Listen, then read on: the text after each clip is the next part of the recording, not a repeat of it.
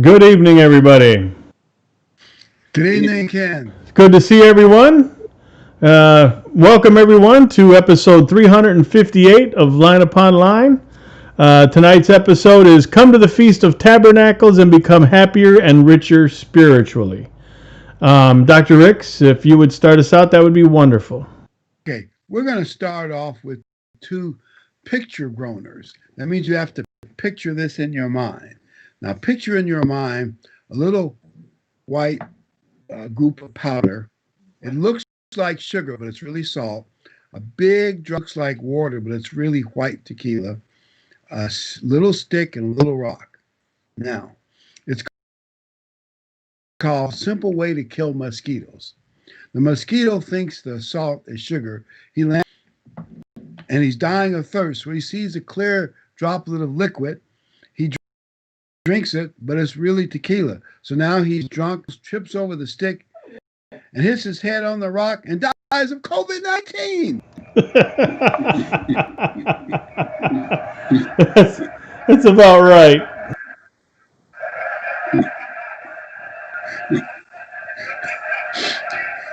In case you all think that a good joke has to be based on truth, there are people who were bitten by sharks in that motorcycle accident. They were listed as COVID deaths. So. Someday in the future, we're going to find out that this whole COVID thing was the biggest ripoff, the biggest con by hospitals and healthcare organizations in the history of mankind. 300 or some number close to that died of COVID alone. But I was shocked. It's skewing the science. So 20 years from now, when we do have something, they're not going to have to handle it. No. Yeah. They came out 2 weeks ago with CDC said only 6% of the reported deaths were actually. Yeah, that's what Dr. Ricks was talking about. The raw number is like 9,500. Comorbidity. That means they were dying of something else and having to get COVID along with them. So, of course, they listed COVID as a death because they get more government money. Picture in your mind a giant payday candy bar. And then now it's part of cancel culture. They're demanding that Payday Candy Bar change its name because it's offensive to people who don't want to work.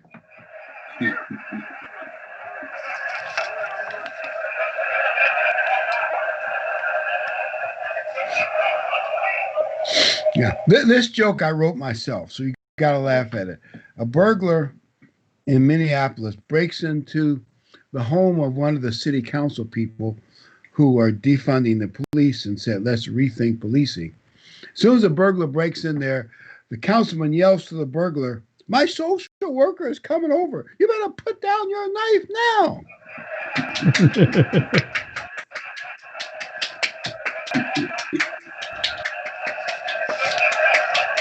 Sounds like a bigger audience than they get at an NFL game now. Okay, one final one. I told my suitcases there'll be no vacation this year. Now I'm dealing with emotional baggage. Oh, no. You just got to picture a bunch of suitcases sitting in the corner sad. Anyway, this. Okay. Now, the first thing we want to say on this topic is church history of the modern period demonstrates that those who feasted grew. The dates you maybe can play with a little bit, but roughly when you read our modern day church history, from the 1930s to about 1968, 69, the church had a tremendous growth trajectory. And what fueled that growth was the Feast of Tabernacles. The people that came to the feast tended spiritually, were more dedicated, and it really built the church, and it was a great thing. And you never think about the value of the Feast of Tabernacles to the work of God, but it proved to be invaluable. Yep. One thing we might want to mention before we get too far along is the fact that Ruth Bader Ginsburg has died. And we'll probably talk more about that at the end of the program, is what the implications of that might be, especially in the coming election, and what we're going to hear nothing else about for the next couple of months. Yeah, it's going to get ugly in D.C. unless Joe Biden wins. Otherwise, it's going to get ugly. If Joe Biden wins, it's going to get ugly in D.C. It's going to get ugly everywhere. Everywhere. I just got a text, Ken, said that you're 3 times louder than everybody else. Really? Huh. According to this clown up in Atlanta. Did you say my voice is 3 times louder? No, mine. Ken's. I can dial it down a little bit. There we go. Blow me up because I called him a clown. You deserve it. I'm probably going to get in trouble for saying this, but the so-called scholar who wrote the 1619, have you seen her hair? Speaking of clowns, I say no more. I'll stay out of trouble.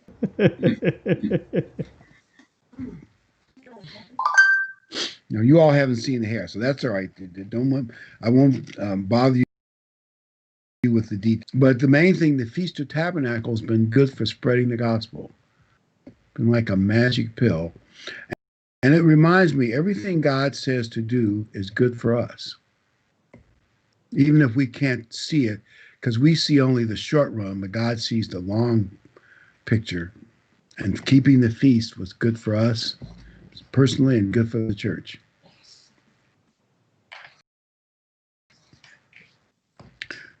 Let's read Leviticus 23:1.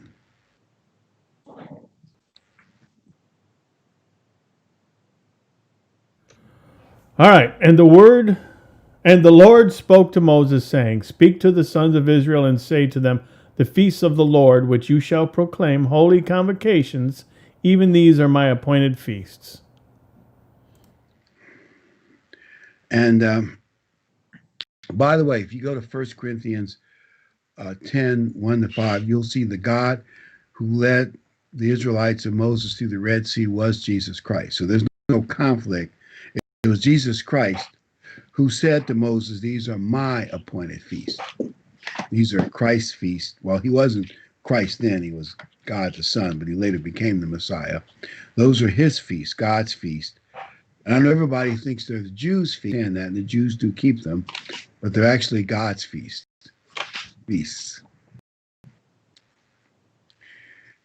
And the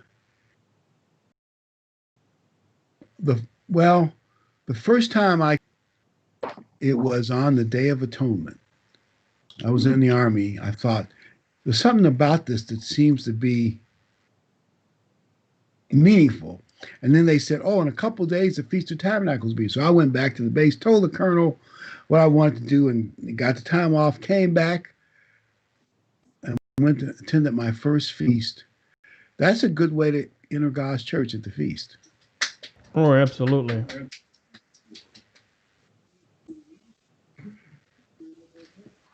Yeah, it is a good way. And by the way, the Israelites lived in temporary dwellings and booths, and then they entered into the promised land. And I think there's a parallel between we live in temporary bodies, temporary lives, but we will be entering the promised land, which actually will be the millennial reign of Christ. But the feast is that pattern that sets all that up. Do you have any great feast experiences, Dave, that you want to share? I got 59 of them.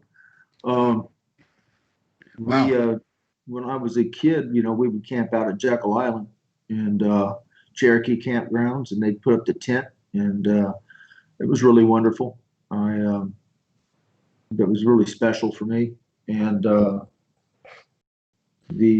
going to St. Pete and seeing 15, 16,000 people all at once was pretty neat. Everybody singing the same songs and that kind of stuff.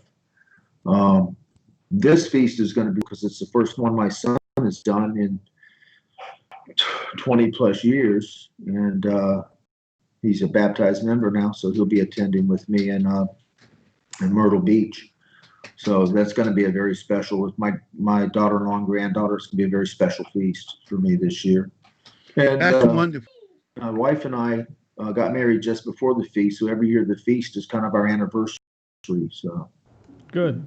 That is wonderful. been married 16 loving years, and actually legally married 24, but 16 loving years. Yeah. Not ask any questions. We're not going to go into that, no. I got into the church in the spring and ended up going to the feast in Montgomery.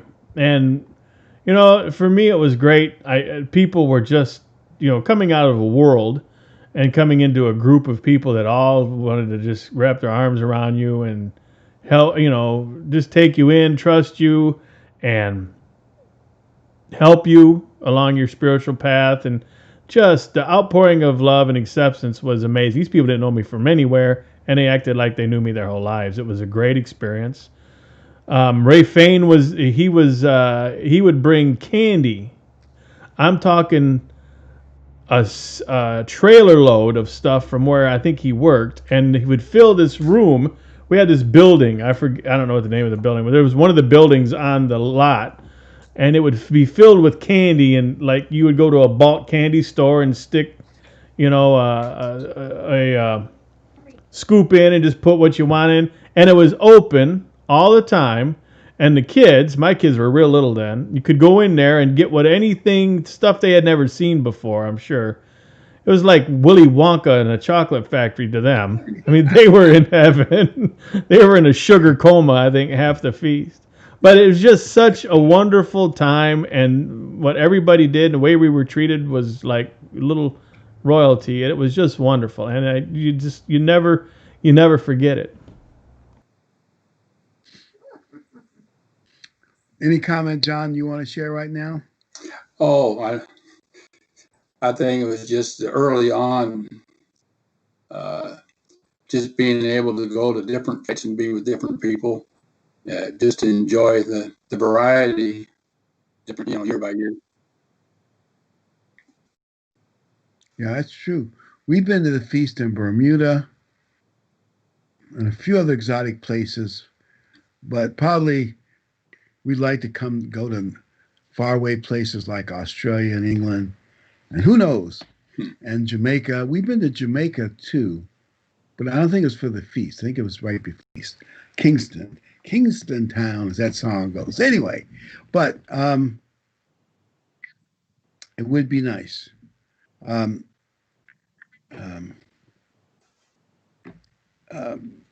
And God wants us to really rejoice at the feast. Actually, we're commanded to. Let's go to the next scripture, Ken, Deuteronomy. All right. 7 days you shall keep a solemn feast to the Lord your God in the place which the Lord shall choose, because the Lord your God shall bless you in all your increase and in all the works of your hands. Therefore you shall surely rejoice. Two things I'd like to emphasize. In the place which the Lord shall choose. Now, there were times when it was in Shiloh and other places. And then later it was all in Jerusalem. But I just want to make a point here. Many people have to keep the feast at home because of various circumstances. But if you're able to go to one of the official feast sites, it's so much better than say, oh, our local 10 or so people, we'll just have a feast here. If you're able to go to a regional site, I think God would want you to do it. It's just so much better. Now, I know, as I say, some people have to do it at home because of all kind of problems, but most cases in America, you can hop in your car and 5, 6, 7, 8 hours, some exceptions, you can make it to a feast site, right? It's for us to go to Panama City Beach is 7 hours. Yeah. I think it's 9 or 10 or something to go to Myrtle, something like that. We're going to know before long.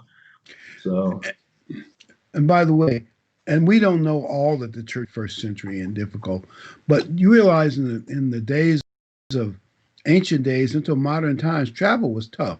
Think about taking a Conestoga wagon or stagecoach or riding a horse or donkey. Nowadays, most cases you get to sit in an air-conditioned car with music piped in or something, not too crazy, uh, and ride in relative comfort on super highways. We really don't have a lot of reasons to complain, do we? No, it's never been easy to go to the feast. Like I said years ago, they had it rough. They had a plan. They had to take everything with them. And you think about it in the future, it's going to be rough because everybody's going to be attending. Everybody's going to have to camp because there's nothing open. Nobody's working. Yeah. In Christ's day, they probably went on, we released the commentaries, so they went on caravans, probably several days of walking and camping. I'm not saying that was hard. Those people were hardier and stronger. They probably could walk 10 to 15 miles a day, and it wouldn't be that. Most of us, 10-mile hike, and we'd be, but you know what I'm saying. Riding in an air-conditioned car, some of us even have seat warmers in our car. Those are not fun down here. You accidentally turn that seat warmer on. It's an uncomfortable ride. Right. That's right. It's summer almost all the time in Florida, right? Sometimes we don't even have really a winter at all. I mean, maybe one day it'll drop down to 50 or something. And then sometimes we'll have some real cold snap come through. You never know. And one more thing, notice God commands that we rejoice. I remember a man went to some off-group's feast site. He told about it. He said that they had no planned activities, nothing but hearing the big leader speak and teach, and that's all they heard. They had no picnics, no activities, no special meals. And I think on back-to-back holy days, they couldn't go out and eat. And he almost starved to death. He said, that was no feast. It was miserable. So just to let you know, if you can make it to Branson, we plan to give you 4 free meals. Well, 3 luncheons and 1 picnic. What can I tell you? And you can visit after the meal and fellowship with the brethren. It's a good way that's what a feast is supposed to be. It is. And what I've found with most of the groups, when we visit, it's like a family reunion, and treat you so well. And we love to go up to Atlanta because there's so much love in that group, and it just feels so good, and I hear wonderful things about Myrtle Beach, so I think I'm gonna have a great time there. Good people. As I say, the feast foreshadows the millennial paradise of Christ. Let's go to Leviticus 23. And the Lord spoke to Moses, saying, Speak to the children of Israel, and say to them, The feasts of the Lord which you shall proclaim to be holy convocations, these are my feasts. These are the feasts of the Lord, holy convocations which you shall proclaim at their appointed times. And in that scripture, all the feasts are listed. It mentions twice in there that they're God's holy days. They're not any particular national group's holy days. They belong to God. And that should tell us something. Jesus Christ risked his life in the Feast of Tabernacles. And I just think it's something for us to realize. And here's my supposition. If Christ knew that as soon as he was resurrected, all the holy days, including the Sabbath and everything, would be done away, he set an example of risking his life to keep the feast if he was planning to do away with it, very shortly. Good point. Doesn't make any sense, does it? He's setting us an example. And now we're only going to look at some of the verses, but when you read John 7, you'll clearly see that Christ had to go up to the feast secretly. Let's read John 7:1. After these things, Jesus walked in Galilee, for he did not desire to walk in Judea, because the Jews sought to kill him. Disciples also may seek the works that you do. The world cannot hate you, but it hates me, because I testify of it. That's its work, that its works are evil. You go up to this feast. I am not yet going up to this feast, for my time is not yet fulfilled.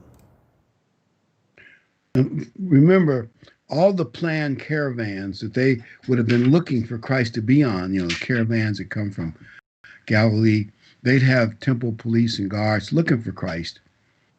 And Christ knew that he couldn't go up the normal way. Sort of like a spy in James Bond. He found a secret way to get there. And by the way, when it says the Jews, you have to realize everybody in this story is Jewish.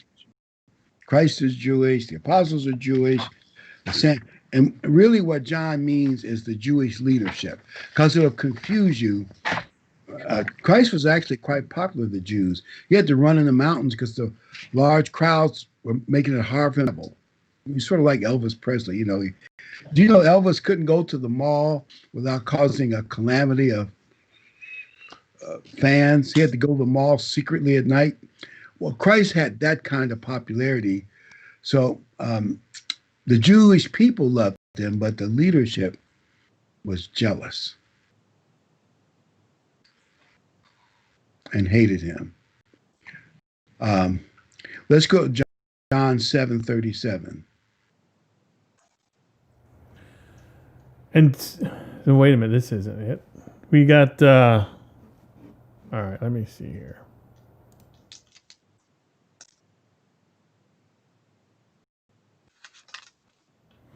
All right, on the last day, that great day of the feast, Jesus stood and cried out, saying, if anyone thirsts, let him come to me.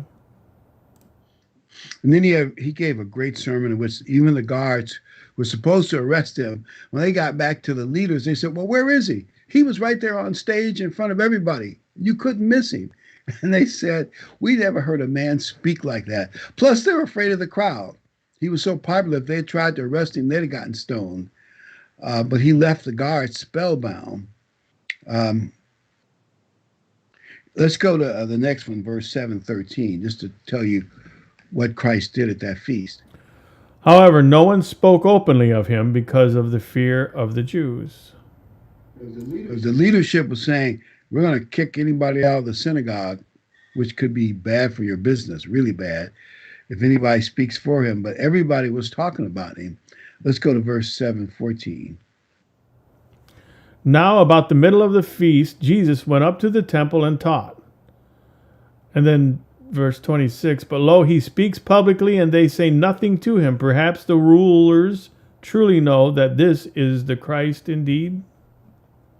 Can you imagine? The people started mumbling that. Can you imagine how jealous and frightened the leaders were? And they said, he pops up on stage and starts speaking right in the middle of the feast. And I'm going to just speculate, see what you all think of this speculation.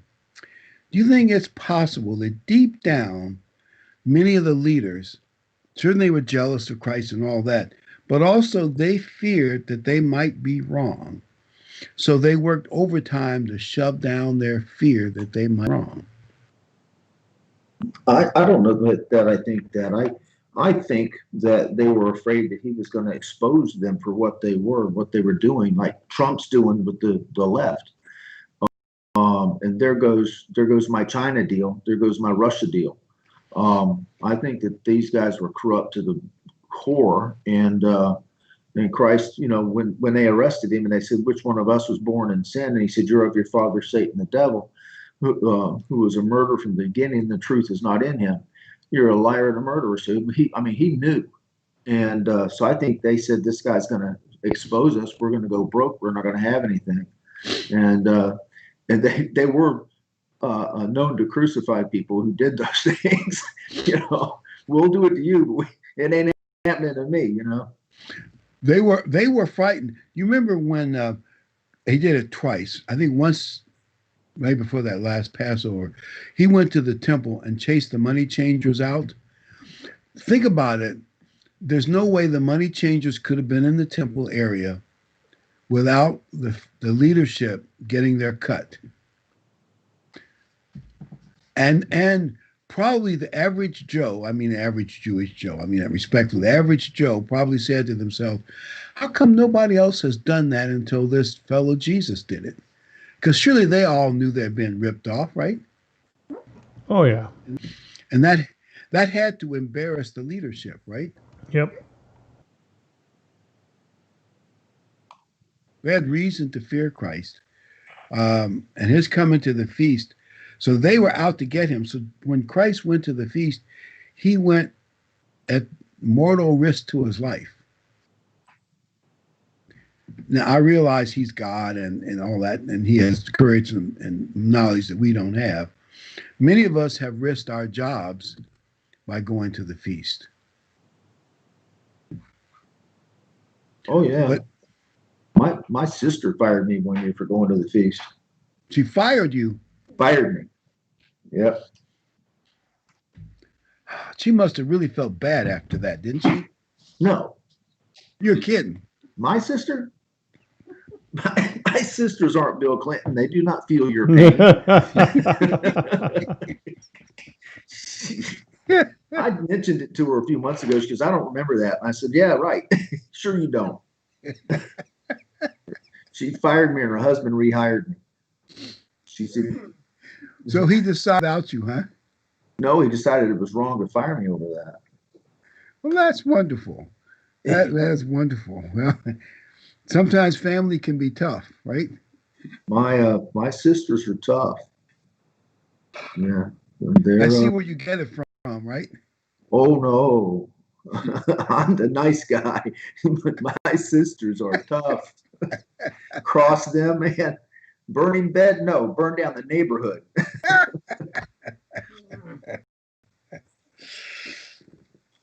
Well, in retrospect, if someone loses a job by going to the feast, it actually might be a spiritual blessing in the long run.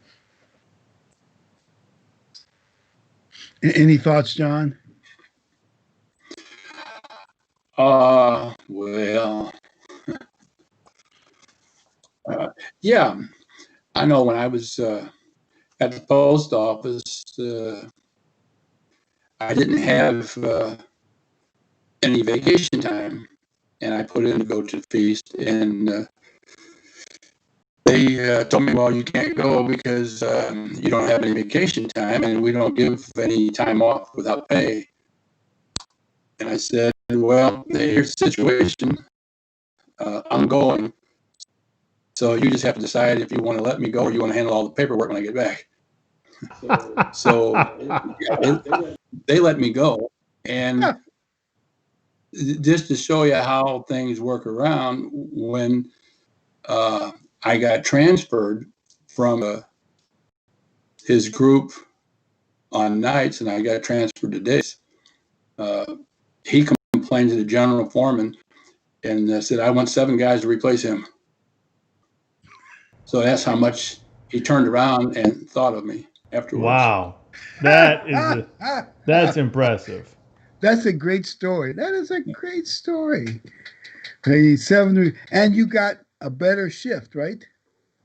Yeah, and I went from nights to days, and the I had a few run-ins with the shop steward because I was put in to go to the feast, and he had put in to go on vacation, and he had seniority, and I told him the same thing. I says, "Well, I'm going. You can go if you want." But yeah, then they ended up taking my however they call it, but they hid my job description in the computer somewhere, so they couldn't touch me. Union guy did you in. He tried to. You tried to. Yeah. See, we always think unions are always for the worker. I mean, sometimes they are, but a lot of the bosses are really for themselves. Well, when I got hired, it was the union president that told me. He said, because of what you did, we're hiring you, and he says, and we're hiring 7-Day Adventists over the other plant. So, because I had to file a claim against him. they wouldn't hire me. And that's a long story, but I told them I couldn't sign the form that says I would work any and all hours. I told them I don't work Friday night, Saturday night. And they just turned their backs on me and wouldn't even discuss it. So I went up to Noah and told the guy what was what. He says, tell you what, he says, go back down and sign the form. He says, that way I have more leverage because I have an employee with a problem rather than the applicant being denied. I said, yeah, if I go down and sign the form, then I lied. I don't have a leg to stand on. He says, sit down. And 7 months later, they hired me with the clause, understanding that I don't work on Sabbath. About that. That's a great victory. And I just think that makes you more committed and strong when you win a victory like that. So I just think it's a good thing. But the point I want to make is that Jesus went to the feast at the risk of his life, and obviously God blessed him. I mean, that's no big surprise there. But did you know the Apostle Paul kept the feast at a great risk to his life also? I'll just give you a little bit of background. A lot of you already know this, but the Apostle Paul, of course, wrote most of the New Testament. And people often misunderstand Paul's words, but you got to look at Paul's actions. The key thing about Paul was that when you read Acts 11 and 12, you'll see that in Jerusalem, when Paul left town, the church had peace, even though some of the other apostles were still there. It's that the Apostle Paul, stronger witness because of who he was, and he was harder to refute than the others. So they hated Paul, I'd say 10 times more than they hated Peter, John, and James, and some of the others. And so later in Paul's ministry, after he turned the world upside down and converted all these Gentiles, Paul's going back to Jerusalem for the Feast of Tabernacles like, we're going to get him. So Paul was going back at the risk of his life. Would you like to read Acts 18:19? And he came to Ephesus and left them there. But he himself entered into the synagogue and reasoned with the Jews. And they asking him to stay a longer time with them, he did not consent, but took leave of them, saying, I must by all means keep this feast that is coming in Jerusalem. But I will return again to you, God willing. And he sailed from Ephesus. And people say, well, how do we know exactly which feast it was? And anyway, there are other issues, but regardless, if Paul did not know when he wrote that letter that he was in imminent danger, he soon learned. When you go through the couple chapters, you'll see different prophets came and said, they're going to put the man, who's Paul, in chains, and they're going to go out to get you if you go to Jerusalem. And Paul said, I'm going anyway. I want to witness to the Jewish people at the feast. Paul was determined to preach to his own people. He reads that part of the book of Acts, but Paul risked his life to go to the other part here. It doesn't matter which feast. It's proof that he kept the holy days. Yeah, exactly. It doesn't matter. I think it was the Feast of Tabernacles. You argue, how do we know it couldn't have been Pentecost? I think it's people can argue about it. We don't know, but it's clear that, like you say, he was keeping the feast of God at the risk of his life. Let's read verse 31. Then indeed the churches had rest throughout all Judea and Galilee and Samaria. And having been built up and having gone on in fear of the Lord and in the comfort of the Holy Spirit, they were increased. The verse prior to that just said that Paul left town. It's a provocateur. Paul was an evangelistic witness that really shook up things, and they hated him with a purple passion. Paul was a celebrity in his day. We might not think of it that way, but like when you read Acts 21, 22, and 23, they actually say to Paul, "You're coming to town, and believe me, people are going to find out you're here a secret." Doesn't that sound like somebody was saying, like, Elvis Presley's coming to town or Prince Charles? There's no way you can keep that a secret, right? Well, yeah, By the way, governors and senators come to this town and it's kept secret. yeah, nobody could care less, right? Or even Joe Biden's coming to town. Nobody could care less. Well, he got off a plane and waved at a field yesterday. And was like two people there. There was nobody, and he was waving at a field, and there was nobody there. I felt you. No. There are a lot of politicians. They could come to this town, and probably only a handful of people would show up. He is dimly aware of his own existence. When you don't care about killing a baby and throw it in a trash can, I don't care about you. So he doesn't care. These people are killing and dying in the streets over this stuff. He don't care. So no. You want a real shock? Did you know that he and Lucy are Catholic, and the Catholic Church are not? I know the Catholic Church isn't as strong as they used to, but you're still not supposed to support abortion. Did you know that? As a good Catholic, and they're supposedly good Catholics. You're not sure? No. We're probably getting in trouble here, but I'm biting my tongue is what I'm doing. You guys have never seen this before. No, not very often. It is a rare occurrence. Good Catholic. How do you put those words together? It's like experimental aircraft. Those words don't go together. Military intelligence.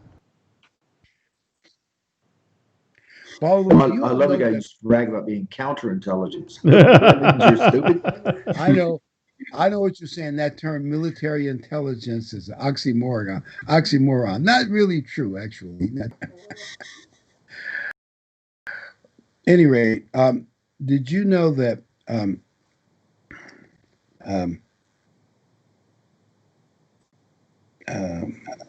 the big lie followed the Apostle Paul, even inside the church in the early days? And the big lie was that Paul was against the laws of God. I know we're all chuckling. That can't be true. But when you read Acts 21, 20 to 24, you'll see the apostle says, they knew it wasn't true, but they said, look, rumor has been going around in the Jewish world that you're against the laws of God. Now Paul had allowed, and God had obviously done it. You see that in Acts 10. They had made an exception for the Gentiles regarding circumcision. You can make certain based on circumstances. That doesn't mean you're against the law, but the way his opponents told it, he was against the law. So Paul did that feast to prove to everybody that he was not against the Old Testament or against the law. It didn't totally work. They hated him so much the mob still went after him anyway. But the point is, the big lie existed even in Paul's day. I've got a Jewish friend. He said, he doesn't believe in Jesus, not going to believe in Jesus. He said, but that guy was smart. That guy was really smart. So there you go. A lot of Jews have read the New Testament. I was surprised, especially the ones that claim to be, very religious and studied. They recognize that Jesus Christ was quite Jewish. I mean, not that surprises us, but to a lot of people, it's surprising. I find that every synagogue seems to be a little different than the other one. They're all becoming more and more liberal. I was talking to one of my students. She's a Jewish lady, and she's on the synagogue board and everything. And they always come in and give me the very loving greetings, Lashana Tava, and they're very nice. And I said, the synagogue south of here asked me to train their security people, but they don't use electronics on Shabbat. And so they've got to have a way of communication. And I said, if you have an active shooter, maybe people don't know it. Somebody needs to be able to let you know to lock the doors if there's an active. And she said, well, they're stupid. She says, they said, no, we'll die before we'll use electronics on Shabbat. And I'm like, how'd you get here? I drove my car. Well, there's no electronics there, is there? It's full of electronics. So, You're trying to confuse them. And by the way, that's one of the craziest rules. Like they can't push certain elevator buttons on the Sabbath. But anyway, yeah, staying balanced and religious sometimes can be hard. By the way, speaking of security guards, we want to congratulate Dave for going into the Hall of Fame. Dave, would you like to tell the audience about the Hall of Fame you're being put into? Not really, but it's out there now. I've just been nominated as Krav Maga Master of the Year from a large martial arts organization. So I'll know the weekend after the feast whether or not I get it, but it's an honor. So it's an honor to just be nominated, even if they don't vote for you. Right. If they don't vote for me, I'm going to hurt people, but it's an honor. So they know better than to not vote for you. I've known some of these guys for 35 years, but it is an honor to be nominated, and it was very kind of them to reach out to me like that. Congratulations, Dave. Congratulations. Well, I love to see people. The church says we should rejoice when each other rejoices, and we should rejoice with you, and congratulations. Hopefully you won't be like our president. He got nominated twice for the Nobel Peace Prize. What do you think the chances are he'll get it? About same as I get. No, I think you have a chance. He has none. You have a chance. I've already heard some politicians over there in Europe pushing against it. Well, they're very, very liberal. I'm not saying anything you all haven't heard. And well, anyway, I don't think he'll get it. But just being nominated for two different ones is still a great honor, even if they'll find somebody where the person who should have gotten it didn't get it because of politics. I can't remember the details. They gave it to some obscure person who did some little obscure thing for global warming or something that's more political. I think it most of the time goes that way. I heard I think it was, I don't know, but it seems like somebody did it for some very major medical breakthrough. They might have been Israeli or something. They didn't get it. Somebody who did some obscure thing like a DNA sequencing of the snail darter's drool. I don't know. They got it. And the person who did some major medical breakthrough in a non-politically correct country didn't get it. And they might be responsible for saving, thousands of lives because of it. In other words, because they were in a non-politically correct country. Right. Like I don't remember the actual kind of case, but it was along those lines. Yes. So, by the way, as I used to tell my son, do not think the world is fair. Because it ain't. Trust us, it ain't fair.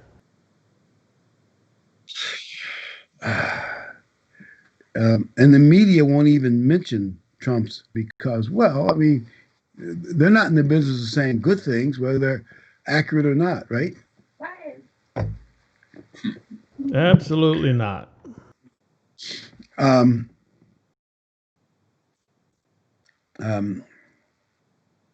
But anyway, the big lie about Paul. Actually, it kind of worked out for Paul's advantage. Just to fast forward, the mob jumped Paul. The Roman army rescued him. He ended up in Rome under house arrest with Roman guards with him, but he's able to invite audiences into his rental house to hear him preach. And unlike his preaching in other cities, the Jews would always get a mob of, they'd go to the inner city and get a bunch of thugs and others, create a mob and run him out of town. They couldn't do that in Rome because, if they attacked Roman soldiers, they'd been in big trouble. So Paul could preach the gospel under guard and for 2 years, nobody could touch him. And we believe he converted, based on what we see at the end of Corinthians, he converted some people in Caesar's household and some of the guards to Christianity. Because I think he actually thanks people at the end of Corinthians who were in Caesar's household. So that's how we know that. So anyway, it actually worked out for Paul going to the feast, even though people were out to get him. And they tried to get him, but God is in control, of course.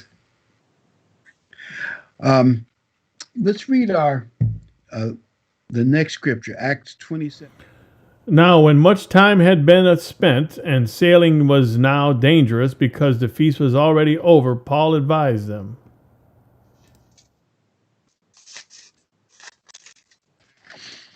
Now, I know a lot of people look at that scripture and say, that's Day of Atonement. But all commentaries know that in the Aegean Sea, after the fall, as you get deeply in the fall, the weather and that sea is very difficult.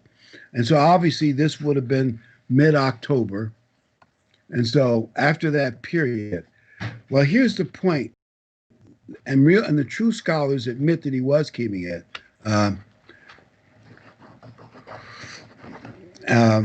Here's the deal. Why would Paul and Luke, who was with him, who was writing it, why would they even mention it if they were not keeping it? Let's say if they'd been keeping Halloween, like I think they call it the Night of All Eves or something. If they were keeping that holy day, wouldn't they have said it's almost Halloween time or after Halloween? See what I mean? The average Protestant, when I was in Protestant, I never heard of the Day of Atonement. Did you? No, I didn't hear of any of this. What about you, John? You ever heard of Day of Atonement when you were a Baptist? I was Lutheran. Oh, that's a lot better. No, never heard of it. Never heard of any of them. So even if they had heard of it, if they weren't keeping it, and this is toward the end of Paul's ministry, why in the world would they be keeping tabs on it? The obvious reason is, even though they were at sea, they probably almost assuredly fasted. By the way, ways in those days and they are today, they could handle a 24-hour fast and wouldn't be totally blown away by it. And they could walk. There are examples of Paul walking nearly 20 miles in a day and then preaching to people. They were healthier. I remember in the Army, one of our training deals was a 20-mile forced march. Because we had backpacks and rifles, but even still, that is difficult. I can't imagine the average person today even walking 7 or 8 miles without all kind of complaints and groans and, oh, you're killing me. What, you know what I'm saying? Back in the day, tougher. I knew a survivor from the Bataan Death March. He's gone now, but he was very old 30 years ago. But it's pretty neat. Yeah. Yeah, that guy should be really thanked. He survived the Bataan Death March. Yeah. So my only point was that there's no less they were keeping it. And by the way, most commentaries admit that the apostles in the first century, they call it the primitive church. Isn't that a great name? The primitive church kept those Jewish holy days, but in later centuries, they got modern and they got rid of them. And I want to just show you, this is Newsmax magazine. This is as worldly a magazine as you're going to get. There's an article in Newsmax about the holy days. I just want to read a few bits of it. Remember, this is now they're doing it to sell coins. The coins they're selling are for Constantine. I want to just read a few words of what they said.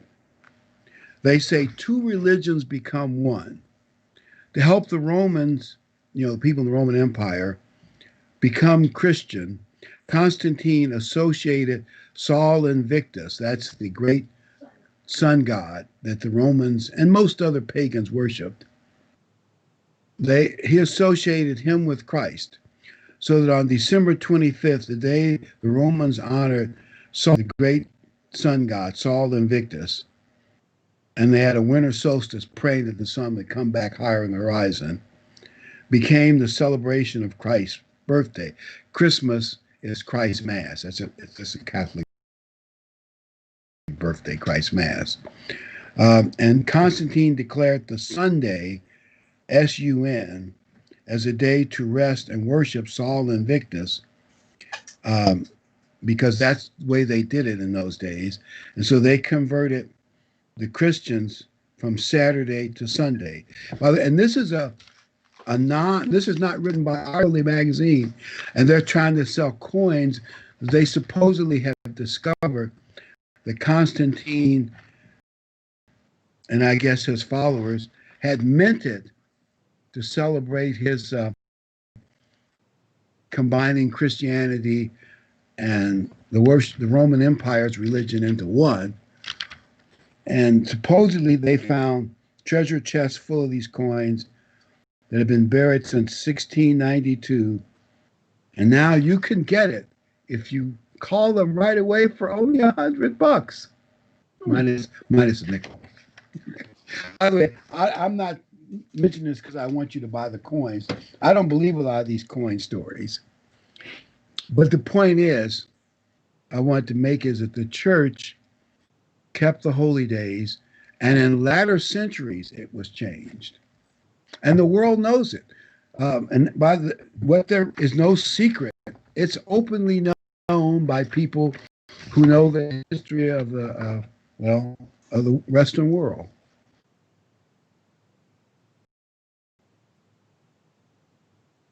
It's no secret. You can Google it, Wikipedia it. I mean, but people say that's not why I do it.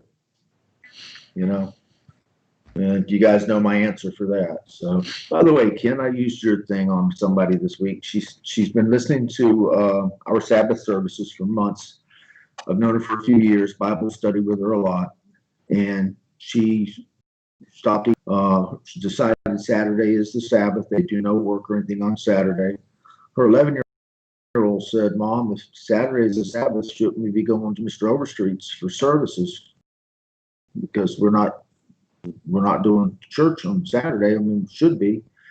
So she asked permission to come over for services, and I said yes. And she said, "I'm having a real hard time with Christmas." And that's when I laid out, well, let me ask you this. Supposing I'm going to get married, and one of my prenups was, I had a girlfriend before, and her birthday was this date, and her name was Sherry. And it's just easier for me to keep her birthday on. Could I, we'll just change your name to Sherry. The look on her face was like she was going to pull my face off. And she said, there's no way I would do that. And I said, right, but that's what Christmas is doing in front of God. And she just sat there. I said, think about it. Don't be upset with me. Just work with it.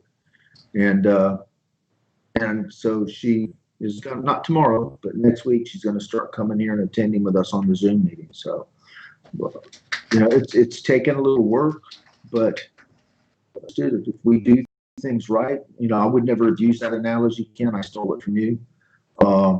It worked. And so we need to be doing that, little here, little there. Don't push them. 5 years ago, she brought me a Christmas present, and I said, well, thank you. And I sat on the counter, and I walked off, and it made her angry. And she went into the office, and my wife calmed her down. And since then, she's questioning like the Trinity, food laws. So she's learning. So, by the way, this is not a doctrine, but just a thought. If you can afford it, it might be good to give your kids and other relatives and friends that you want to, give them gifts, feast gifts. Because in a way, we have the feast and they have Christmas. The feast and Christmas, it's like no comparison. Yeah. I mean, not wanting to get greedy for gifts, but for the feast, if you can afford it, of course. We don't want people to do like they do in Christmas, run up giant credit card bills because they gotta compete with the Johnsons. None of that kind of stuff. I just think it's good to give gifts at the feast if you can afford it. Because I believe if you keep the feast, it'll make you happier and closer to God and closer to the rest of the church. I always liked the feast when I was a kid, not because of any gifts, but there weren't any. But my gift was much fewer spankings because there's so many church people looking. I wasn't going to get caught tearing me up. Not that you didn't deserve less, you just got less. Right. I tell you, Dave, you give us some great examples. I like that other one too about the lady and the birthday. You and kid. That's a good example. That's a I good. stole that from You know, if you think about it, the Surprisingly. feast is. We look far forward more to the feast than we ever did Christmas. I mean, Christmas was there for a day and gone. You know, there wasn't much. The only buildup was wasting your money. But the feast, from a family standpoint, an entire family, we look forward to the feast as soon as the last one's the one we're in is over to the next one. And most people dread Christmas coming, but not the feast. Have you all noticed? Now, I maybe was in a bad attitude about Christmas because I'll tell you that story later next time. But did you notice that the day after Christmas is so hollow? And within a few weeks, almost all the Christmas junk is just junk in the closet. Yep. It leaves you feeling empty after the holidays It's over. a big build up to The day nothing. after Christmas, the day after Christmas for me growing up was always a painful day because the kids at school ridiculed me, dogged me. What'd you get for Christmas? I don't do Christmas. And, you know, I got all the G jokes and I got the mistreatment. And building up to Christmas, I would not do the coloring, the things that turn into a Christmas tree. You do the math problem and then color in the threes. You do the math problem, you color in the sevens, and it turns into a Christmas tree. I wouldn't do that. I would do the math and turn it in and be graded 50% because I didn't color the Christmas tree. So for me, Christmas is a really bad thing. So I have to watch myself when people say Merry Christmas because they're really trying to be nice to me. They really are. But I used to be not nice back. My standard reply is always enjoy your holiday. I just go thank you and keep going. By the way, my kids had a similar situation as you did, David. And I know my younger son came up with a song called Christmas at Ground Zero. When Santa Claus got A-bombs. But that's his, his. I like your son. Christmas. And he actually, never mind, I won't tell you that story. He was not too nice about Christmas. Passover wasn't fun either. My mother would send me to school with bologna, cheese. Oh, man. You know, you take that out. What is that? It's matzo. You know. That might be a little over the top. I don't know. We didn't do that. We didn't go that far, I think. and he put it to the music of one of the famous comedian songs. I can't remember the name of the comedian. It'll come to me later. Anyway, it'll come to me later. But it was really a great song. Well, by the way, Betty Hiller passed away Monday, and she's from Central Arkansas. I think she was 78 when she passed away. So, and you're wondering, what will we do next week? What I want to talk about next week is the peace deal that Netanyahu and President Trump put together. I think it at least vindicates a little bit. Remember we did the one on 828 about the combination of those two men would make a difference? Because we haven't had a combination of those two kinds of leaders in the history of little Israel at least not in my lifetime. And it would make a difference. Well, it's made a difference already. I enjoyed both Netanyahu and speeches because they both told the Arabs, "You're going to straighten up. Our militaries are really, really good." Yeah, and that's true. Netanyahu said we got a strong military. Trump pretty much the same thing. This peace deal is significant, and a lot of people in the media say, "Oh, it's not that big a deal." Well, it's big a deal in this way: the other two nations that made peace with Israel, Egypt and Jordan, they had lost territory to Israel in those wars which they started, so they had something to gain by making a deal. They got land back. Actually, I think Egypt actually got more of the Sinai than they originally had. I'm not sure. I think so. The Jews actually sweetened the pot with an oil well that's in the Sinai. In other words, but still, they had something to gain. These nations in the Persian Gulf don't have to make peace with Israel. They have nothing to gain. You realize in the Islamic world, they could be peaceful with Israel behind the scenes privately, which some of them probably already have been, but doing it publicly, send an ambassador to Israel and have an Israeli embassy in Dubai and whatever the other city is. Do you realize that is a breakthrough in the Islamic Absolutely. world? Another reason they hate Trump is he doesn't do anything conventionally. Every leader since this started has tried to get peace with Israel and the Palestinians. Trump said he's always looking for ways around stuff. How do you get it done? He said, you know what? Forget the Palestinians. We don't need them. We'll get everybody else on board, and the Palestinians will have to come on board. And that's what he's doing. He's picking off all the countries in the Middle East around there, getting them on board with the peace plan. Palestinians are going to be left out in the cold eventually, where they got to make a deal. You're And the thing blending is- Philistine and Palestine is what's happening. Yeah, exactly. I probably should wait till next week. I have a particular comment about the PLO, but I'll try to remember to save it for next week. What we want to discuss is how is this peace deal and prophecy? Do they fit? They may or may not fit. And obviously, it's going to be speculative because nobody knows. But I do think it's a potential game changer. And I don't know how it's a game changer, but I think prophecy, we should look at the issue of prophecy and at least the beginning of peace in the Middle East. Islam cannot sign a peace agreement that lasts more than 7 years, and they can break 7 years. Right. Yeah, I realize that there's nothing that guarantees that this will last. We all kind of know that, but it'll be a good discussion. We may not be able to nail things down, but I think it'll be a good discussion to look at before the feast. Right. How the peace deal.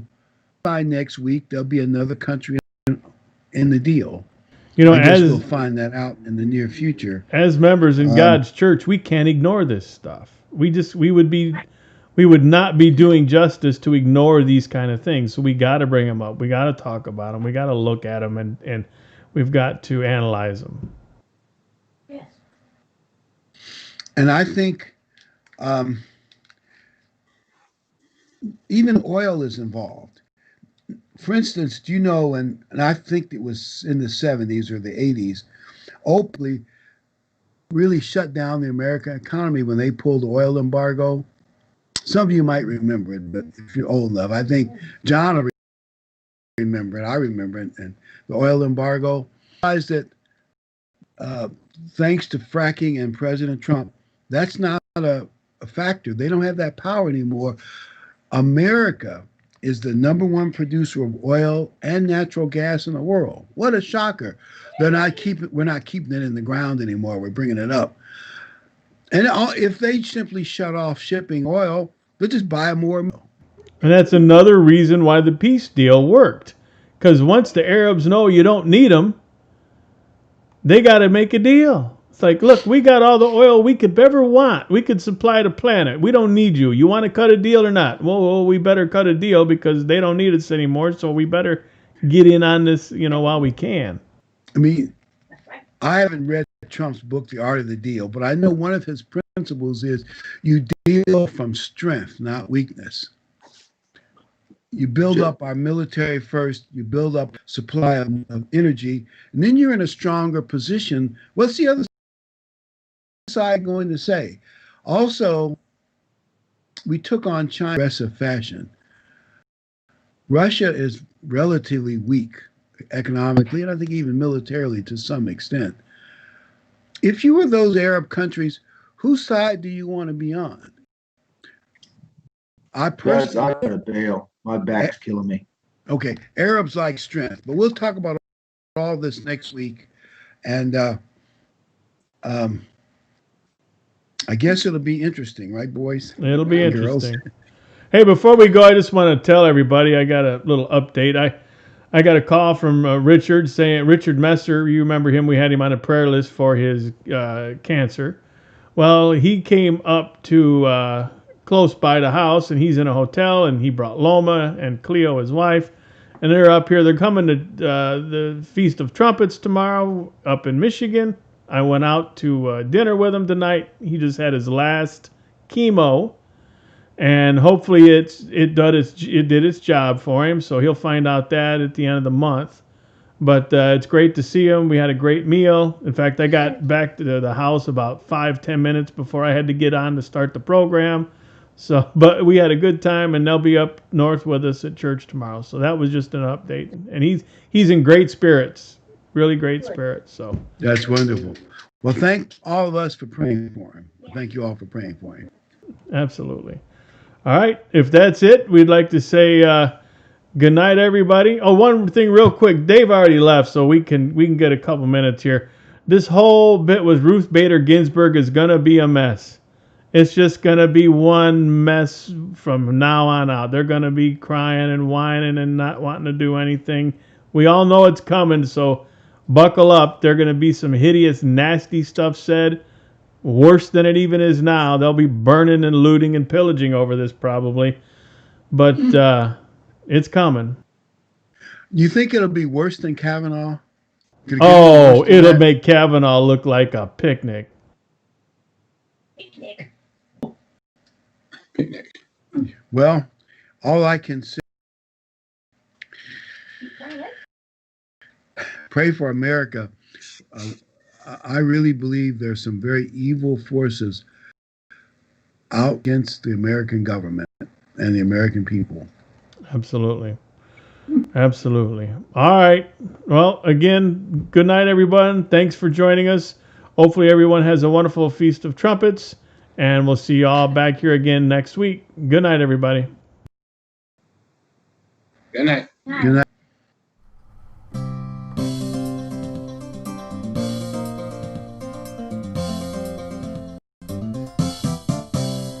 We're happy you could make it, so glad you are here, and hope that we've been able to make God's word more clear.